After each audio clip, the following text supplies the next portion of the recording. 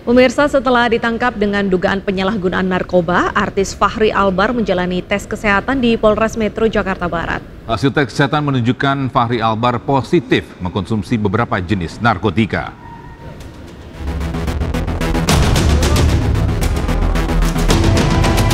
Aktor Fachri Albar ditangkap di rumahnya di kawasan Cirende, Tangerang Selatan dalam kondisi sadar tanpa perlawanan.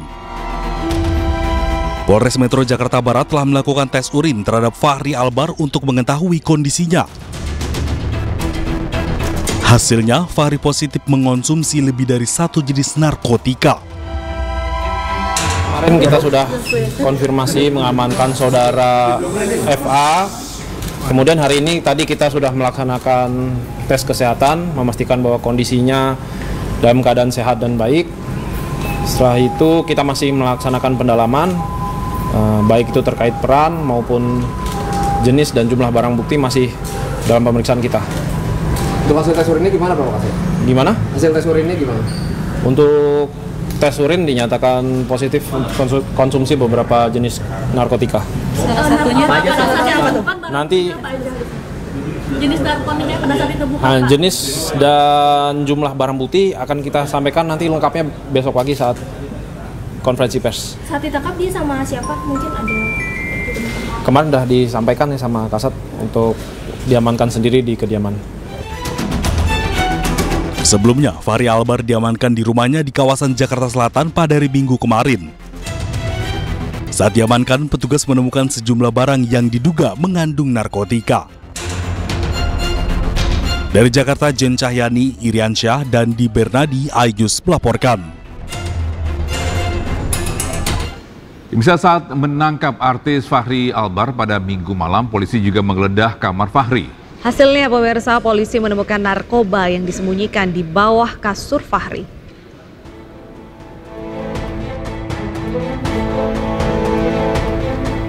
Dan inilah detik-detik penggeledahan yang dilakukan polisi di rumah Fachri Albar di kawasan Cirende, Jakarta Selatan. Petugas menggeledah kamar ini disaksikan langsung oleh Fachri Albar. Ya, Fachri menunjukkan tempat penyimpanan sejumlah narkoba di bawah kasur. Petugas berhasil menemukan sejumlah barang bukti narkoba dan langsung diamankan.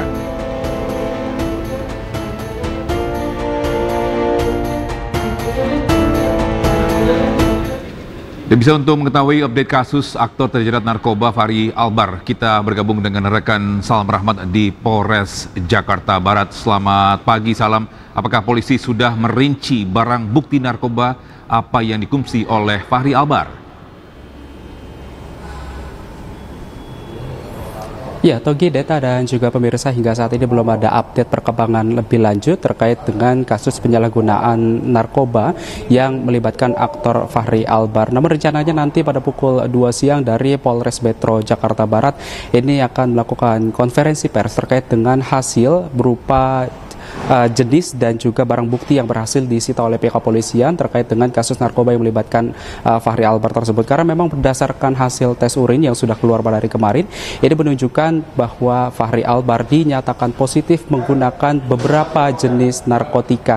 Dan memang saat ini juga pihak kepolisian ini masih melakukan pendalaman lebih lanjut terkait dengan peran Fachri Albar di dalamnya, karena memang ini sudah kali ketiga Fachri Albar terjerat di kasus yang sama. Tentu kita akan sama-sama nantikan, Togi, Deta, dan juga pemirsa, bagaimana hasil dari konferensi pers yang nantinya akan digelar pada siang hari nanti. Togi, Deta. Salam, apakah pihak keluarga sudah ada yang menjenguk atau saat ini masih belum diperbolehkan dari pihak kepolisian?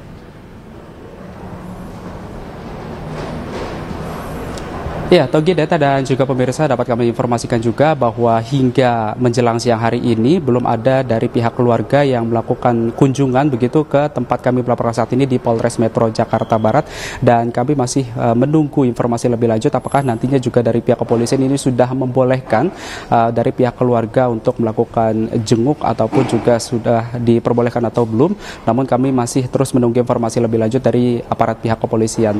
Togi, Deta. Baik, terima kasih Salam Rahmat atas informasinya, melaporkan langsung dari Polres Jakarta Barat. Selamat bertugas kembali. Kita menunggu kedatangan dari Polres, mungkin baiklah kita dengarkan. Ratusan warga dari 7 desa melakukan aksi unjuk rasa damai di Desa Bidanga, Tolu, Huta, Bargot, Siundol, Kecamatan Sosopan, Sumatera Utara, Selasa siang.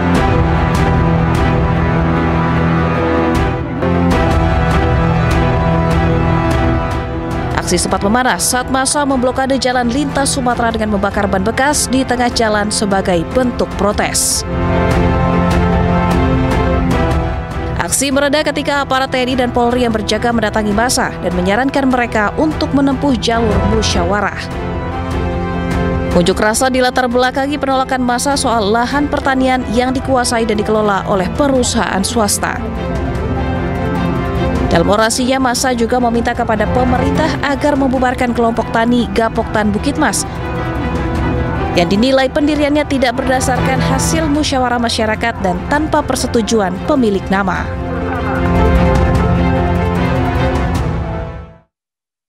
Ya, seorang mama nekat menghadang truk tanah timbunan hingga nyaris terkubur di Teluk Bakau, Kolam, Nongsa, Batam. Ya, video itu pun menjadi viral ya, Togi. Aksi itu dilakukan karena menolak penggusuran.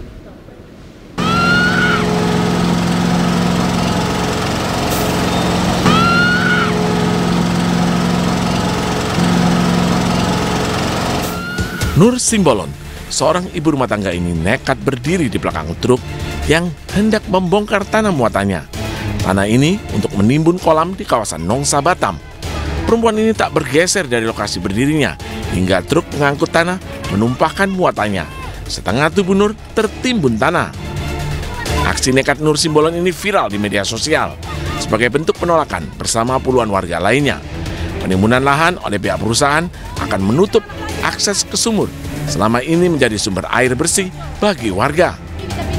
Ironisnya, para pekerja tetap melanjutkan pekerjaannya. Sehari setelah kejadian, tertimbunnya wanita ini, salah seorang pekerja menjadi korban pengeroyokan di lokasi yang sama. Perempuan yang tertimbun tanah hingga saat ini belum membuat laporan polisi. Namun, untuk pekerja yang mengalami pengeroyokan sudah membuat laporan polisi. Saat ini kita langsung tidak lanjuti mulai kemarin maraton, itu ada 5 korban. Ya, kita doakanlah rekan-rekan mudah-mudahan segera terungkap. Ya, kita amankan para pelakunya karena pengeroyokan.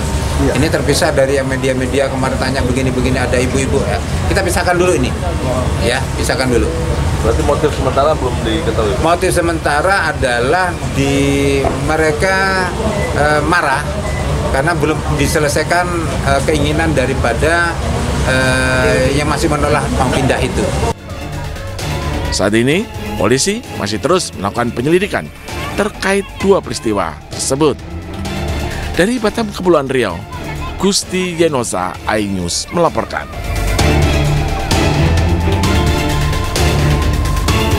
Kita ke informasi lainnya, pemirsa. Sebuah video memperlihatkan dugaan pungutan liar yang dilakukan oknum polisi di jalur Cadas Pangeran, Sumedang, dan ini viral di media sosial. Ya, oknum polisi tersebut langsung diperiksa Propam dan disanksi penempatan khusus.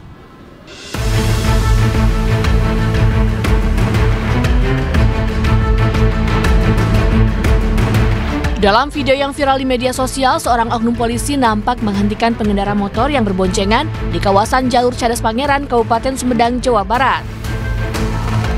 Tak berselang lama, oknum Polantas tersebut menerima uang yang diduga pungli dari pengendara motor dengan cara diselipkan ke dalam buku tilang. Video ini pun viral hingga ditonton jutaan warganet. Kepolisian membenarkan bahwa oknum yang terekam video tersebut adalah anggota Satlantas Polres Sumedang. Oknum polisi atas nama Aibda MD tersebut telah diperiksa Propam Polres Sumedang serta telah diberikan sanksi penempatan khusus selama 10 hari. Atas nama Aibda MD ya, jabatannya di Lantas Polres Sumedang. Ini kejadiannya pada hari Minggu, gitu. Kejadiannya pada hari Minggu, tanggal 20 April 2025, kurang lebih pukul 10 di Jalan Cadas Pangeran, Kabupaten Sumedang. Dan terus tindakan dari kepolisian seperti apa, Pak? Ya, kita dari Propam Polres Sumedang sudah melakukan tindakan pemeriksaan terhadap personil tersebut dan sudah ditempatkan di tempat khusus ya, Patsus selama 10 hari, dan yang bersangkutan juga sudah dalam proses kode etik. Sementara itu, Polres Sumedang memastikan bahwa kegiatan razia kendaraan yang digelar Satlantas Polres Sumedang di Cadas Pangeran adalah kegiatan resmi. Oknum yang kedapatan melanggar aturan atau melakukan pungli akan diberikan sanksi sesuai aturan yang berlaku. Dari Sumedang, Jawa Barat, Beben Heva, iNews melaporkan.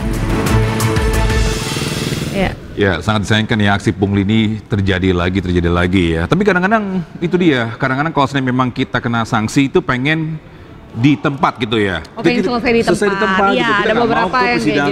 Ngantri dulu, gitu loh Deta, ngerti nggak sih? Iya, jadi memang kalau udah kasus pungli ini harus dilihat dari dua sisi. Yes. Apakah memang dari pihak polisinya, oknum polisinya yang meminta pungutan liar, atau biasanya justru dari pengendaranya yang dia tidak ingin ada persidangan atau mungkin ada surat-surat ditahan, jadi ya langsung kelar di tempat gitu. Tapi memang selain penegakan hukum, kesadaran dari kita sebagai pengendara itu juga harus ditingkatkan. Dan kalau misalnya mungkin ada oknum yang mencoba untuk menyuap si polisi tersebut, itu mungkin polisi bisa langsung tilang lagi, double tilang gitu loh jadinya. Udah melanggar peraturan, habis itu mencoba menyuap polisi lagi, ya nggak? Jadinya kita pun juga, kita udah nggak boleh lagi nih mencoba untuk pungli gitu, melakukan kayak gitu. Jadinya kita both side itu menghindari dari ini ya, perbuatan-perbuatan yang tidak menyenangkan.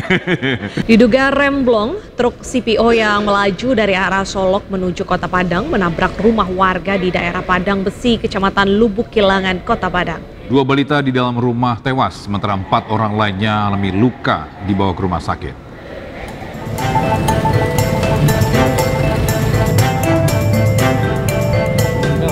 Kecelakaan tragis terjadi Jalan Raya Padang Besi, Kecamatan Lubuk Kilangan, Kota Padang, Sumatera Barat. Truk CPO menabrak rumah warga yang berada di pinggir jalan. Diduga, truk CPO yang melaju kencang dari arah Solok menuju Kota Padang alami remblong, hilang kendali hingga menabrak rumah, masuk ke dalam ruang tamu dan tembus ke kamar tidur. Insiden ini menyebabkan 2 orang balita yang tengah tidur dalam kamar tewas di lokasi. Sementara 3 anggota keluarga lain dan seorang sopir truk yang alami luka-luka dievakuasi ke Rumah Sakit Semen Padang untuk perawatan medis. Jam 1.30 saya nyampe ke sini dan keadaan sudah seperti ini kan. Iya. Jadi tugas saya hanya mengeluarkan anggota keluarga saya. Terdapat 5 korban, termasuk sopir, 2 meninggal dunia, 3 luka-luka. Dan saat ini sedang kita lakukan pendalaman di unit Gakum Satlantas Polresta Padang. Korban meninggal, Kalia Falisa 2 tahun dan Rafa 10 tahun rencananya akan dimakamkan di pemakaman keluarga di Lubuk Kilangan. Pentingnya pemeliharaan kendaraan layak jalan agar tak memakan korban jiwa. Dari Padang, Sumatera Barat, Budi Sunandar, iNews melaporkan.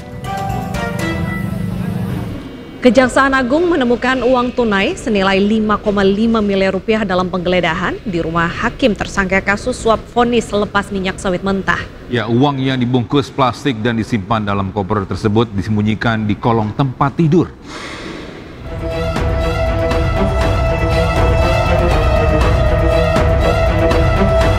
Kejaksaan Agung menggeledah rumah Hakim Ali Muhtarom tersangka kasus dugaan suap vonis lepas korupsi minyak goreng. Penggeledahan itu dilakukan di rumah Ali di Jepara, Jawa Tengah. Dalam penggeledahan itu, tim khusus pemberantasan korupsi Kejagung menemukan koper hitam berisi uang senilai 5,5 miliar rupiah.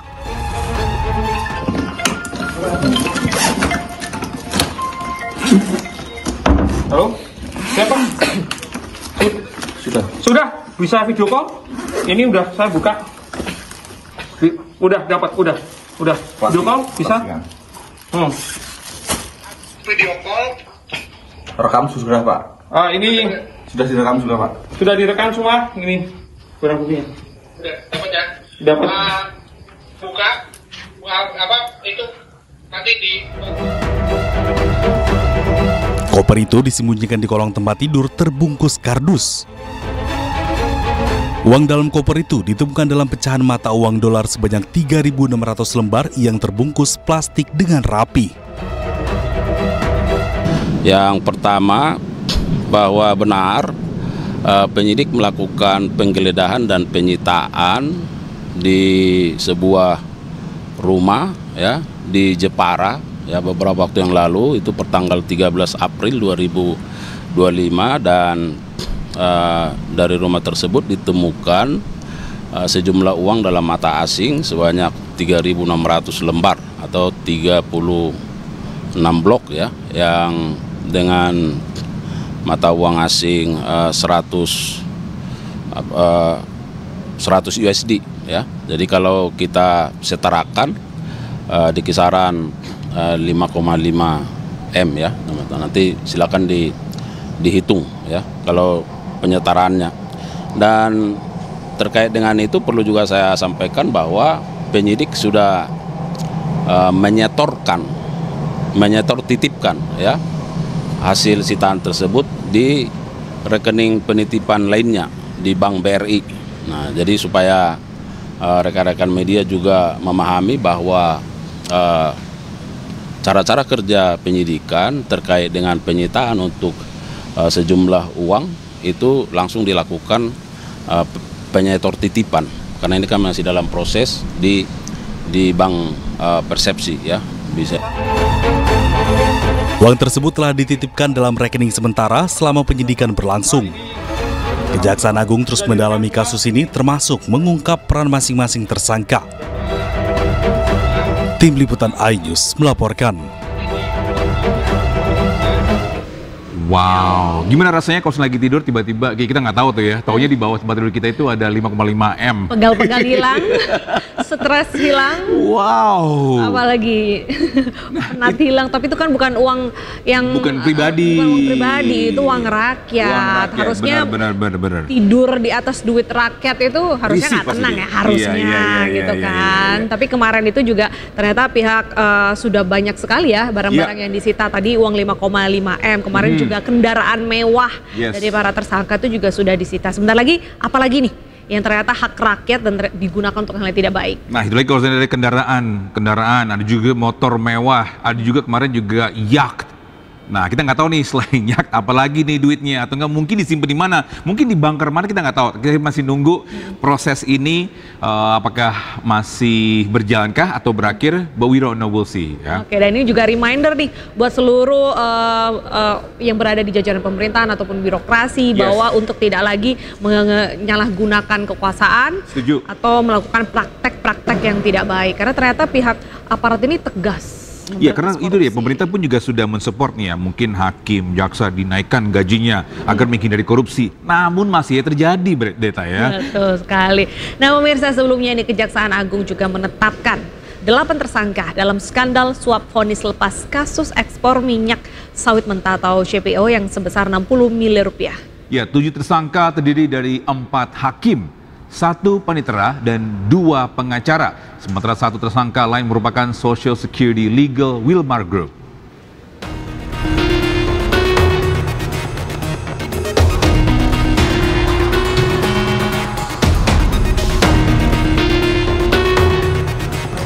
Kejaksaan Agung telah menetapkan 8 tersangka dalam kasus dugaan jual beli putusan dalam perkara korupsi bahan baku minyak goreng. 3 diantaranya merupakan hakim dan 1 ketua Pengadilan Negeri Jakarta Selatan. Kejaksaan Agung mengungkap Ketua Pengadilan Negeri Jakarta Selatan memberikan uang suap kepada 3 hakim sebanyak 22,5 miliar rupiah. Ketiganya adalah Jumiamto selaku Hakim Ketua, Agam Syarif Baharudin dan Ali Muhtarom selaku Hakim Anggota. Ketiganya saat itu menangani kasus perkara ekspor minyak sawit mentah atau CPO di Pengadilan Negeri Jakarta Pusat. Sementara uang tersebut diberikan 2 kali dengan nominal 4,5 miliar rupiah dan 18 miliar rupiah dengan pesan agar hakim memvonis lepas 3 terdakwa korupsi. Pemberian suap ini terkait pengurusan perkara pemberian fasilitas ekspor minyak sawit mentah atau CPO dan turunannya yang menyeret 3 korporasi besar antara Januari 2022 sampai Maret 2022 agar majelis hakim yang mengadili memberi putusan perkaranya tak terbukti dan dapat lepas dari tuntutan hukum. Selain itu, sejumlah mobil mewah disita pihak Kejagung sebagai barang bukti. Mobil mewah tersebut merupakan milik para pengacara yang diduga berperan sebagai pemberi suap dalam kasus ini. Ada pula 21 motor dan juga 7 sepeda yang ikut disita. Tak hanya itu, Kejaksaan Agung juga menyita uang miliaran rupiah dalam bentuk pecahan dolar Amerika Serikat dan dolar Singapura di rumah Ketua Pengadilan Negeri Jakarta Selatan dan 3 hakim. Tim Liputan iNews melaporkan. Kita ke informasi lain, pemirsa. Komisi 13 DPR RI mendesak Bareskrim Polri membuka kembali kasus kekerasan dan eksploitasi mantan pemain Oriental Sirkus Indonesia. Ya, desakan tersebut karena menilai terdapat pelanggaran HAM berat pada kasus tersebut.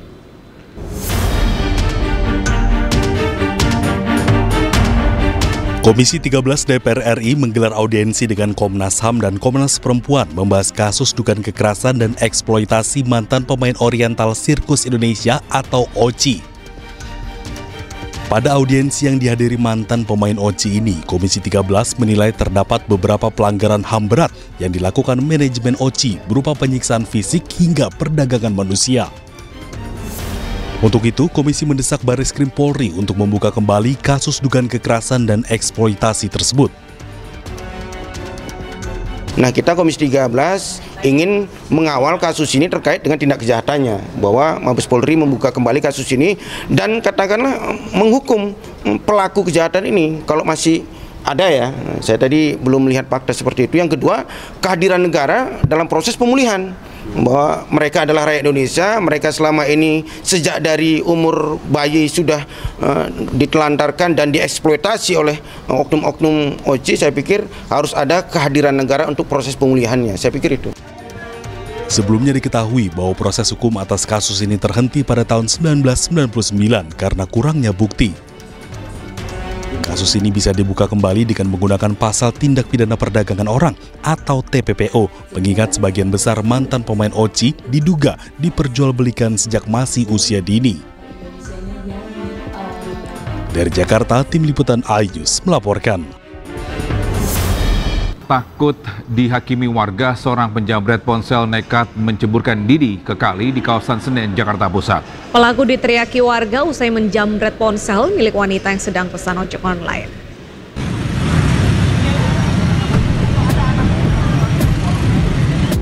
Pria pelaku penjamretan ini hanya bisa bertahan di dalam kali lantaran banyaknya warga yang menunggu di bibir kali dan ingin menghakiminya. Warga mengepung di dua sisi aliran kali membuat pelaku tak berkutik.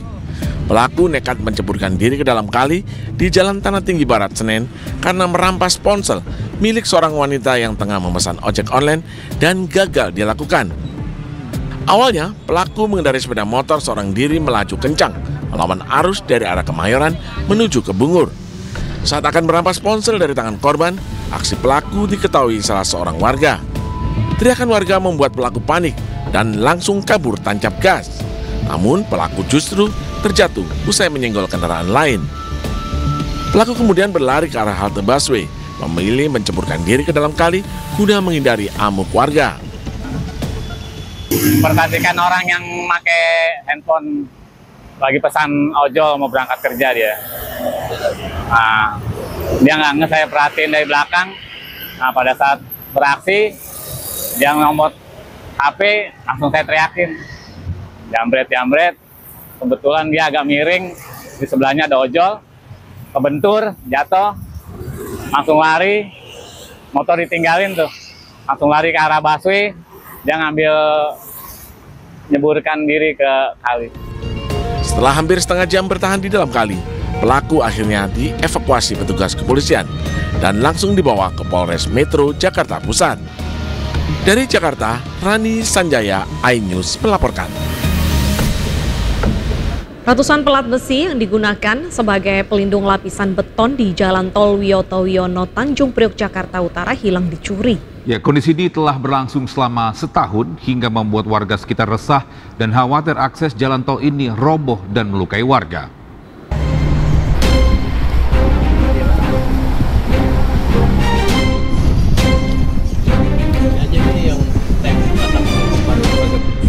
Inilah kondisi kolong tol Wiyoto Wiono yang dekat dengan permukiman warga Papangu, Tanjung Priok, Jakarta Utara. Plat besi yang tadinya melindungi lapisan beton jalan tol kini hilang dicuri. Tak hanya satu, namun jumlahnya sudah mencapai ratusan plat besi yang hilang. Kondisi ini membuat warga resah, sekaligus khawatir jalan tol Wiyoto Wiono roboh dan melukai warga lantaran plat besi berfungsi melindungi lapisan beton agar tak mudah terkikis, serta menjaga struktur beton dari kerusakan. Menurut warga, beberapa pelaku pencurian plat besi sempat terpergok hingga meninggalkan beberapa alat berupa kunci pas di lokasi. Habis kebakaran malamnya, nggak kapok-kapok kan? Masih disempatin nyolong, sehingga itu dibobol. Lapak itu dibobol di belakang. Sebelum Bapak mergokin dengar suara bunyi berisik atau apa? Ya justru itu, karena saya ngeberokin, karena ketok untuk apa itu? Nah ini jangan-jangan udah pencuri plat. Ini ketinggalan ini. Terus itunya, palunya itu karena dipegang, ya nggak ketinggalan. Ini saya ketinggalan, nempel. Pak, itu sekitar jam berapa, Pak? Sekitar jam 2. Oh, ada murnya juga ya? Ya, ada mur.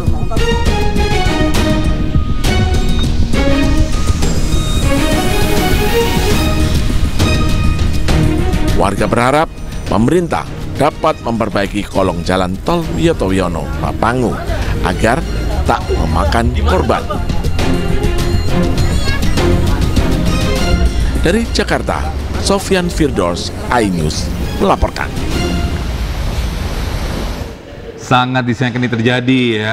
Ada aja oknum yang iseng, entah itu mengambil atau iseng don't do it. Karena nggak tahu nih akibatnya ketika ngambil plat besi itu atau enggak mungkin baut, itu bisa efek terhadap kekuatan dari jembatan tol tersebut ya. Betul sekali, dan mungkin karena ini sudah meresahkan warga karena dikhawatirkan itu akan rubuh, mungkin bisa dipasang CCTV atau pengamanan ekstra gitu kan untuk mengantisipasi si pencuri ini datang lagi. Jadi jangan dibiarkan begitu saja ya. Benar. Dan mungkin dari pihak security, tengah polisi ini bisa mungkin ini ya, semua warga bisa kerjasama, mungkin siskamling kali ya. Mungkin setiap malam atau enggak per 2 hari bisa mengecek apakah memang ada orang yang iseng melakukan hal tersebut sekali. Dan mungkin dari pihak pengelola jalan tol sendiri itu juga rutin mengecek bagaimana kondisi terbaru dari infrastrukturnya. Semoga ini tidak terulang kembali dan juga tidak berbahaya bagi pengendara ataupun juga warga sekitar ya. Benar sekali. Kita ke informasi selanjutnya, bisa di mana polemik ijazah Presiden ke-7 Republik Indonesia Joko Widodo ini terus berlanjut. Karena sudah menjadi fitnah dan pencemaran nama baik dirinya, mantan orang nomor 1 Republik Indonesia tersebut akan menempuh jalur hukum.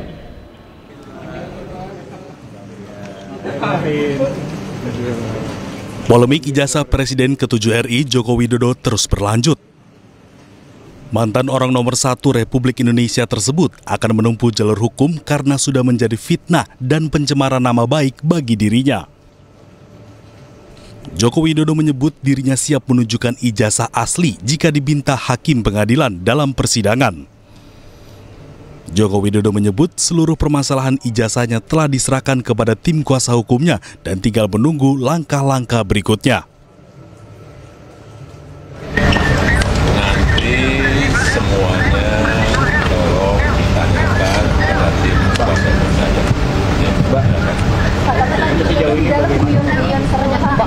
Emang Pak, lihat sini Pak. rame ya Pak.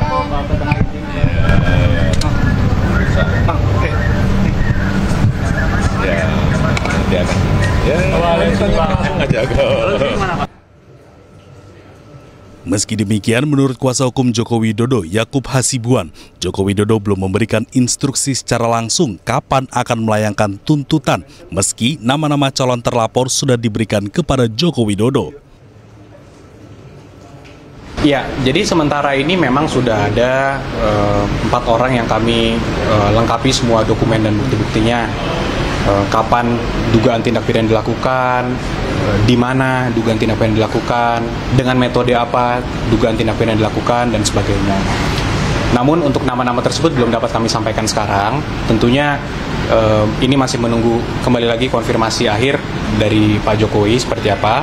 Namun jika nanti kami dapat arahan dari Bapak untuk melanjutkan langkah hukum ini, tentunya kami akan sampaikan. Jokowi menambahkan bahwa pihak-pihak yang menuntut dirinya tidak berwenang mengatur dirinya terkait penunjukan ijazah aslinya. Tim Liputan iNews melaporkan. Polres Metro Jakarta Selatan kembali melakukan pemeriksaan terhadap pelapor yaitu Mitra Dapur SPPG Kalibata terkait dengan kasus dugaan penipuan dan penggelapan dana makan bergizi gratis. Ya, usai melakukan pemeriksaan 5 orang saksi, polisi kini tengah mendalami surat perjanjian antara yayasan dan Mitra Dapur.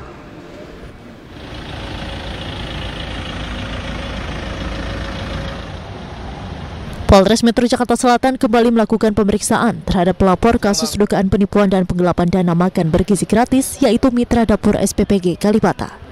Setelah diambil keterangan, sebanyak 5 orang saksi dari Mitra Dapur SPPG Kalibata dalam kasus dugaan penipuan dan penggelapan dana MBG keluar dari kantor Polres Metro Jakarta Selatan.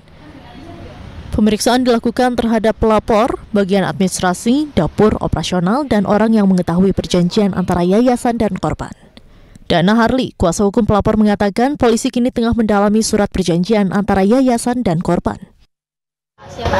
Yang 5 itu sejauh ini pelapor, korban Ibu Ira, kemudian ada bagian administrasi di dapur, kemudian ada bagian operasional di dapur, kemudian ada orang yang mengetahui perjanjian antara Ibu Ira dengan yayasan.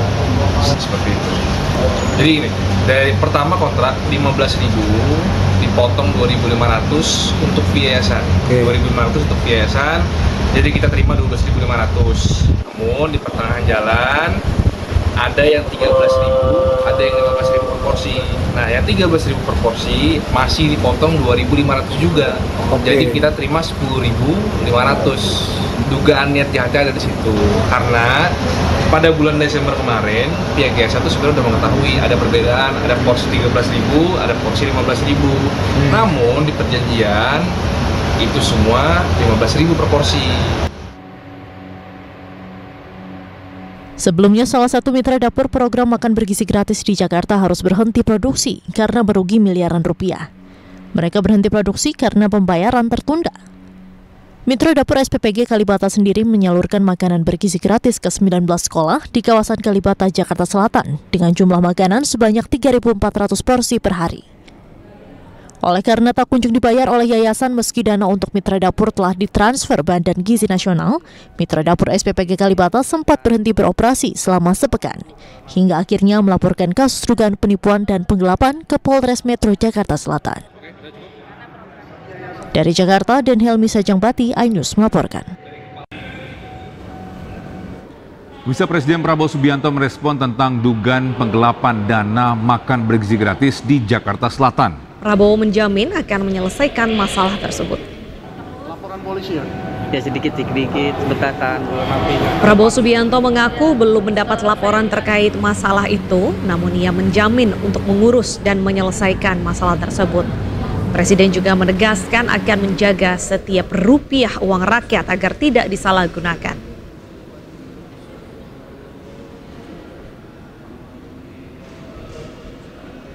Saya nggak tahu ini laporan ini. Sudah ditangani. Oh ya? Udah ada informasi yang Oh ya, belum. Pasti diurus. Setiap sen uang rakyat akan kita jaga. Ya. Pemirsa, usai peluncuran Gerakan Indonesia Menanam, Presiden Republik Indonesia Prabowo Subianto memimpin kegiatan tanam padi serentak di Kabupaten Ogan Hilir, Sumatera Selatan. Nah, ini menariknya, penanaman padi ini dilakukan dengan teknologi drone.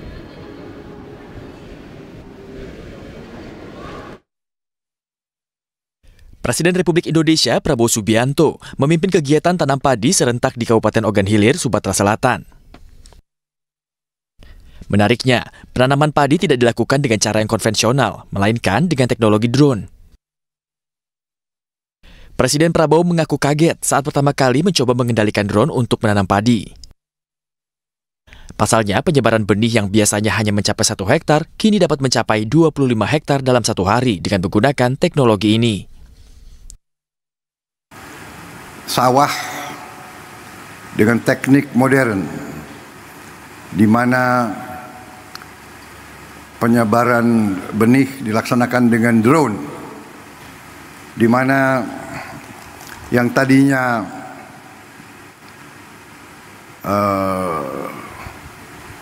1 hektar membutuhkan 25 hari diolah.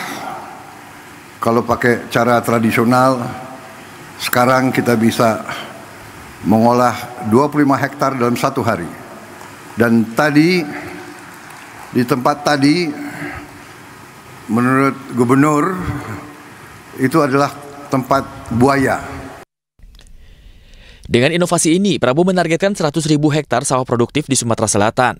Dengan begitu, produksi padi yang per tahunnya mencapai 3 juta ton akan meningkat hingga 4 juta ton.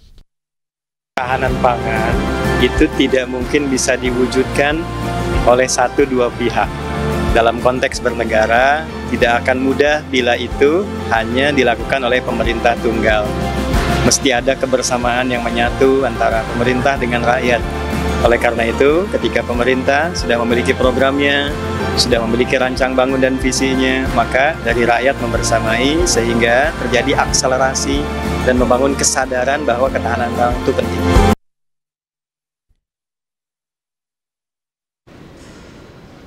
Ya, pemirsa, hari ini Presiden Prabowo Subianto menerima kunjungan resmi dari Perdana Menteri Republik Fiji, Siti Feni Rabuka di Istana Kepresidenan. Dan kita langsung bergabung ke Istana Kepresidenan Jakarta. Gerak!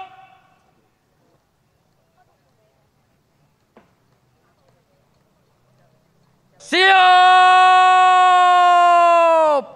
Gerak!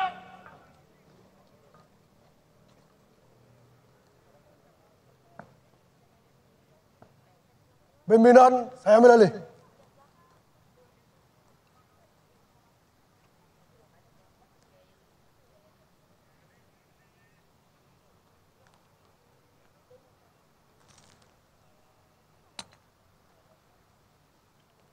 Istirahat, leaderboard,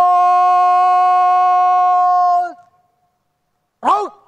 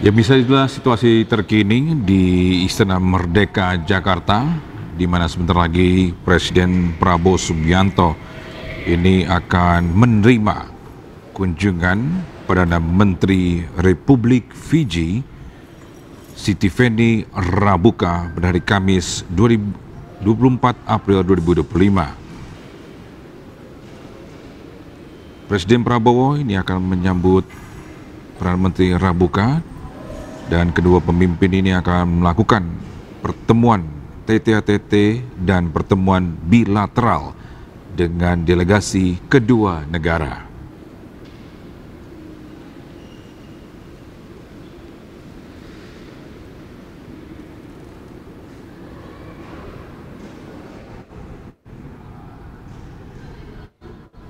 Ya, pemirsa, sebelumnya Perdana Menteri Republik Fiji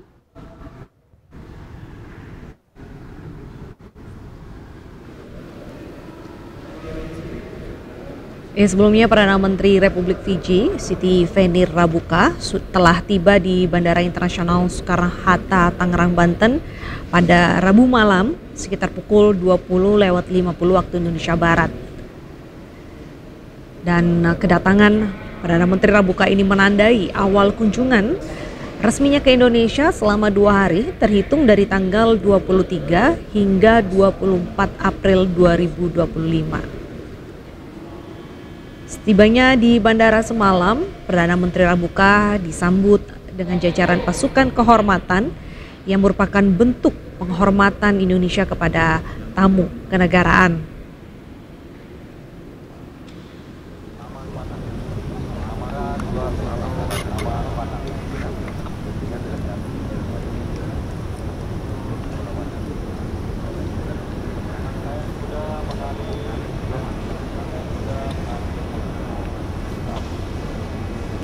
Ya, kunjungan Perdana Menteri Fiji ini juga diharapkan ini sekali lagi menjadi momentum strategis dalam meningkatkan kolaborasi antara Indonesia dan Fiji.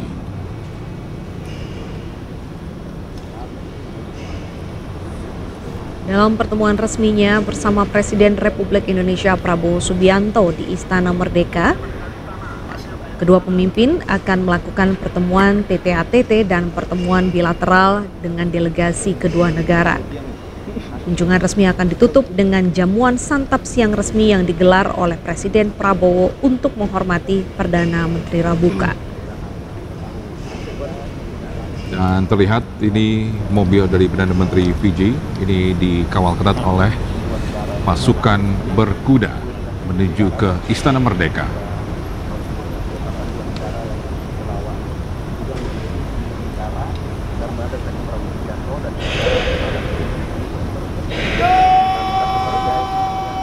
Adapun tadi sebelumnya telah kami saksikan jajaran dari pemerintahan Fiji ini telah menunggu kedatangan dari Perdana Menteri Fiji, yaitu Siti Feni Rabuka.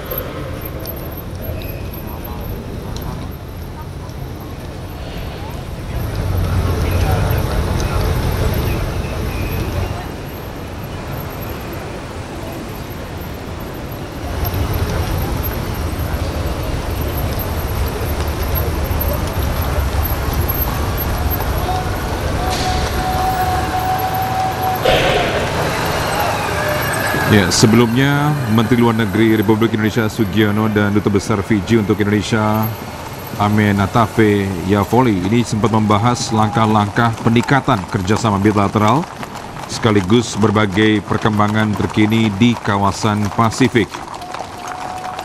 Dan dalam pertemuan tersebut, Menlu Sugiono menegaskan bahwa Indonesia berkomitmen untuk terus melakukan kerjasama pembangunan dengan Fiji, antara lain melalui Indonesia Aid Scholarship, beasiswa Dharma Siswa, serta beasiswa kemitraan negara berkembang.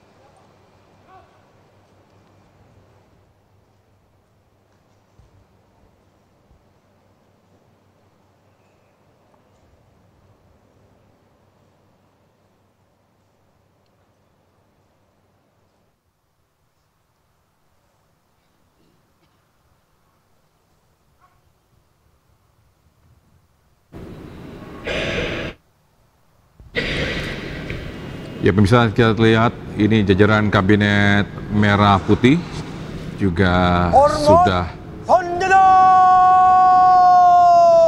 berjajar untuk menyambut Perdana Menteri Fiji.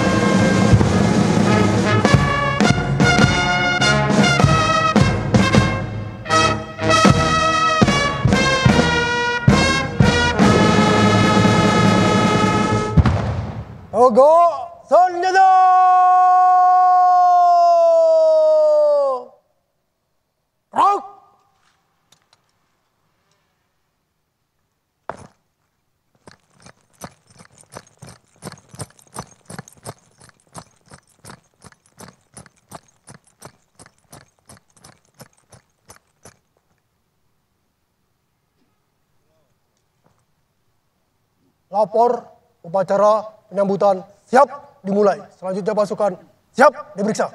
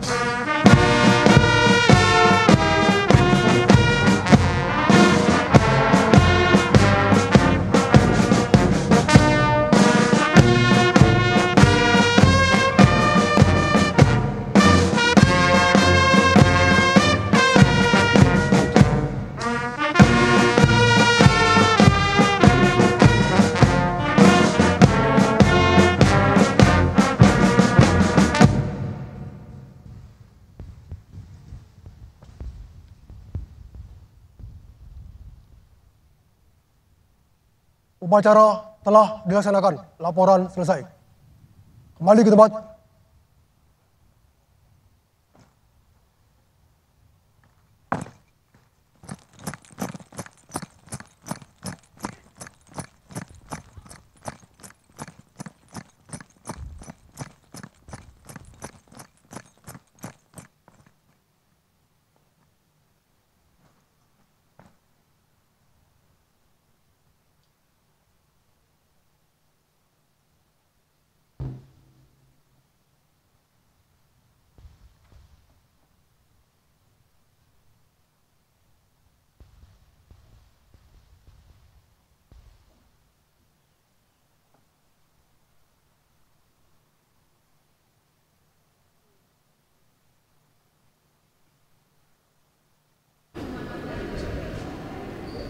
Ya, pemirsa, ini dah jajaran Kabinet Merah Putih ini telah hadir untuk menyambut Perdana Menteri Republik Fiji, Sitiveni Rabuka. Di antaranya ada Menteri Luar Negeri Sugiono dan juga Menteri Sekretaris Negara Prasetyo Hadi telah hadir di antara jajaran para Menteri Kabinet Merah Putih. Dan sekali lagi pemirsa, kedua pemimpin ini akan melakukan pertemuan TT-ATT dan pertemuan bilateral dengan delegasi dari kedua negara. Dan nantinya ini akan ditutup dengan jamuan santap siang resmi yang digelar oleh Presiden Prabowo untuk menghormati Perdana Menteri Rabuka.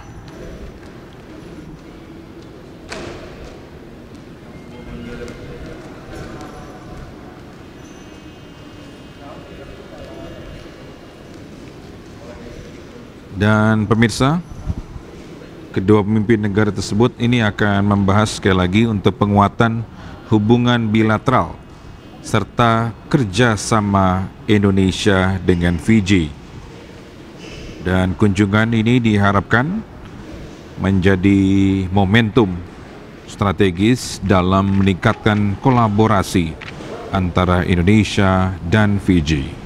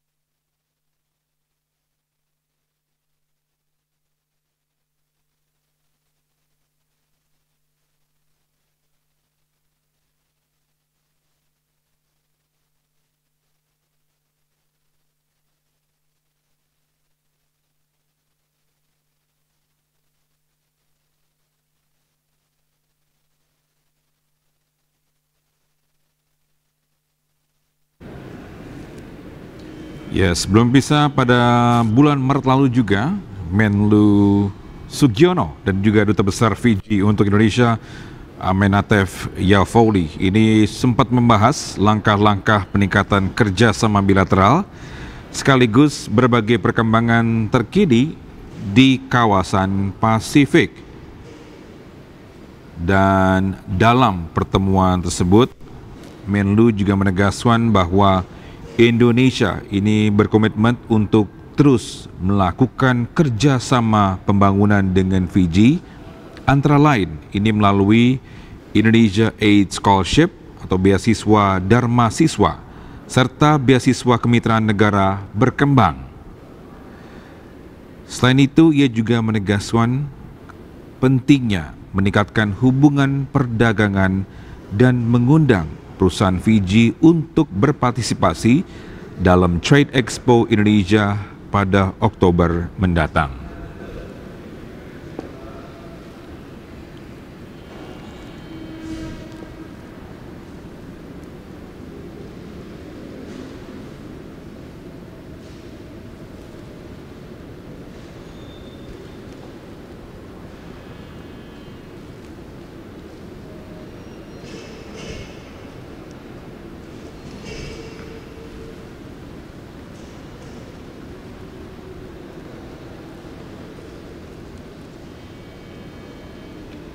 Dan pemirsa, ini kerjasama antara Indonesia dan Fiji itu tidak hanya sebatas pada lingkup bilateral.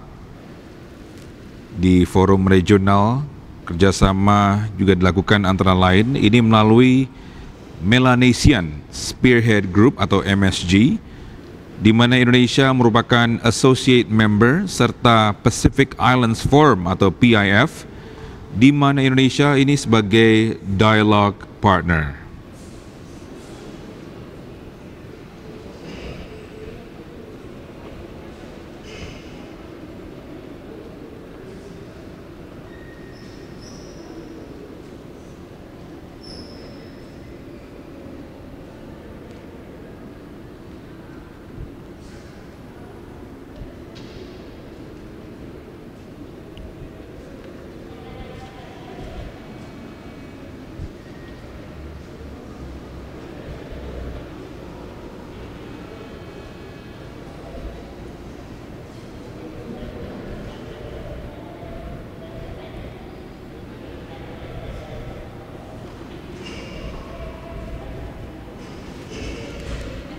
Ya, sekali lagi bisa Presiden Prabowo Subianto ini telah menerima kunjungan Perdana Menteri Republik Fiji, Siti Feni Rabuka, di Istana Merdeka, Jakarta, ini Kamis 24 April 2025. Kedua pemimpin ini nantinya akan melakukan pertemuan TTA-TT dan pertemuan bilateral dengan delegasi kedua negara.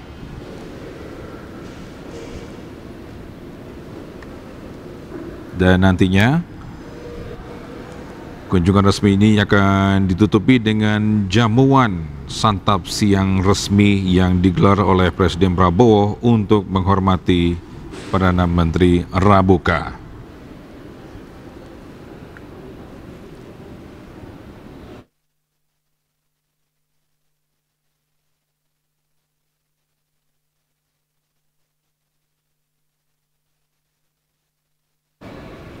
Pemirsa, pemerintah Provinsi DKI Jakarta menggratiskan moda transportasi publik di Jakarta hari ini karena bertepatan dengan Hari Transportasi Nasional. Bisa kabar gembira bagi Anda warga Jakarta dan sekitarnya. Ini pada peringatan Hari Transportasi Nasional hari ini 24 April, Pemprov menggratiskan moda transportasi massal. Selain bus Transjakarta, transportasi publik yang digratiskan adalah Mass Rapid Transit atau MRT dan Long Rapid Transit atau LRT. Penggratisan juga sekaligus dengan peluncuran trayek baru Trans Jabodetabek, rute Blok M Alam Sutra, Tangerang.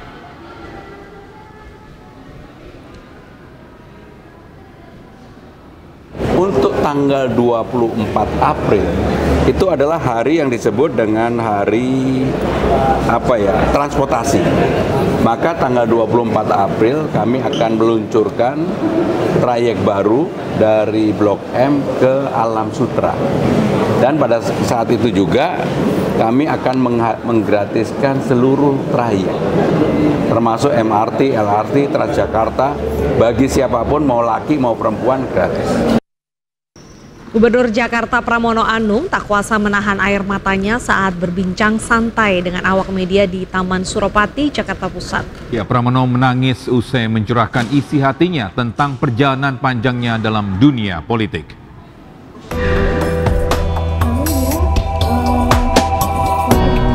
Di hadapan para jurnalis, Pramono mencurahkan isi hatinya sambil menangis. Ia tidak kuasa menahan tangis usai mendiskusikan sejumlah masalah di Jakarta saat dirinya menjabat sebagai gubernur. Pramono mengaku di antara semua jabatan yang pernah diemban, Gubernur Jakarta adalah posisi yang paling membahagiakannya. Ia merasa bahagia bisa memberikan dampak langsung kepada masyarakat saat menjadi gubernur, terutama mereka yang berada di lapisan bawah. Namun Pramono juga merasa haru saat membahas tanggung jawabnya kepada masyarakat kecil. Ia menyoroti kebutuhan mendasar yang belum tersentuh di wilayah Jakarta, diantaranya MCK dan sanitasi di daerah padat penduduk. Itu menurut saya pasti itu akan berarti banyak. Dan berikutnya saya akan betul-betul mengecek ke daerah-daerah kumuh. Saya ingin setiap masyarakat warga Jakarta mendapatkan kesempatan untuk bisa memperbaiki dirinya. Dalam pertemuan, Pramono juga menegaskan bahwa pembangunan fisik berupa taman dan infrastruktur bukan sesuatu yang harus dibanggakan. Namun pembangunan kebutuhan mendasarlah yang harus digencarkan. Dari Jakarta, Hoirudin Anyus melaporkan. Ya, sementara itu viral di media sosial, warga di Kabupaten Bekasi, Jawa Barat membuang berbagai macam sampah rumah tangga dari dalam mobil pickup ke Kali Bekasi. Berbagai macam sampah yang berserakan itu menghambat aliran air yang menuju ke laut.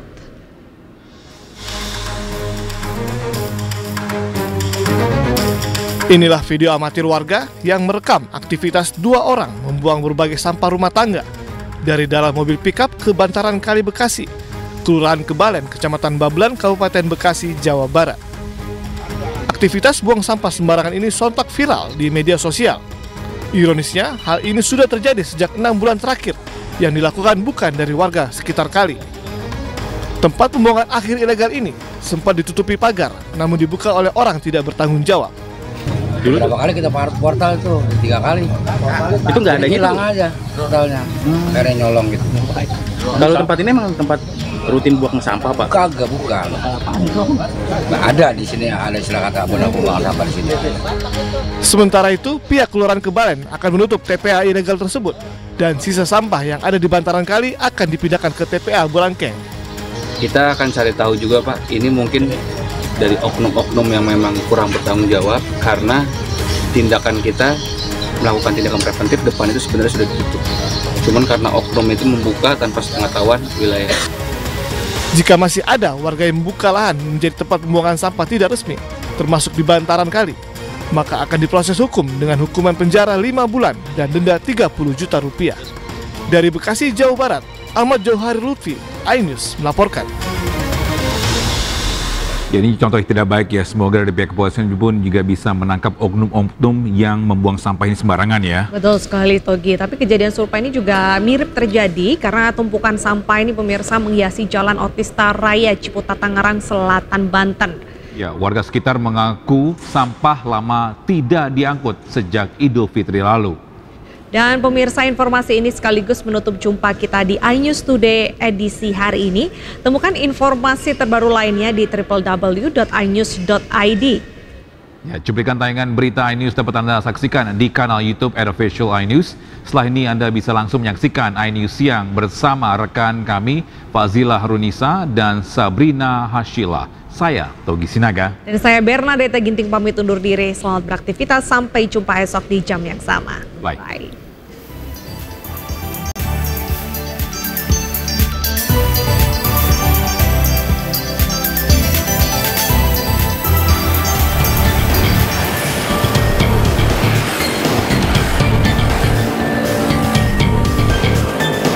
Sejak Lebaran Idul Fitri kemarin, tumpukan sampah masih terlihat di Jalan Otista Raya Ciputa, Tangerang Selatan, Banten. Lama tidak diangkut membuat tumpukan sampah kian tinggi menggunung. Selain menimbulkan bau tidak sedap, sampah yang telah lama tidak diangkut ini juga sangat mengganggu pengguna jalan, termasuk para pedagang pasar Cimanggis yang lokasinya persis berada di sebelahnya. Mas yang tahu ya, itu kenapa Mas sampai numpuk kayak gini, kenapa belum angkut? Katanya sih pembuangannya susah, antri. Oh, di tempat pembuangan sampahnya? Ya, jadi dibatasin buangnya. Itu yang saya tahu itu doang. Sementara, menurut pemerintah Kota Tangerang Selatan, telah berulang kali menginstruksikan Dinas Lingkungan Hidup untuk aktif mengangkut sampah karena kapasitas tempat pembuangan akhir Cipecang masih cukup untuk beberapa bulan ke depan. Kita sudah petakan di Cipucang itu kita masih punya lahan sedikit, cukuplah untuk beberapa bulan untuk menangani pembuangan sampah sambil menunggu PSEL yang nanti bulan Desember saya targetkan untuk mulai groundbreaking. Pemerintah Tangerang Selatan juga mengaku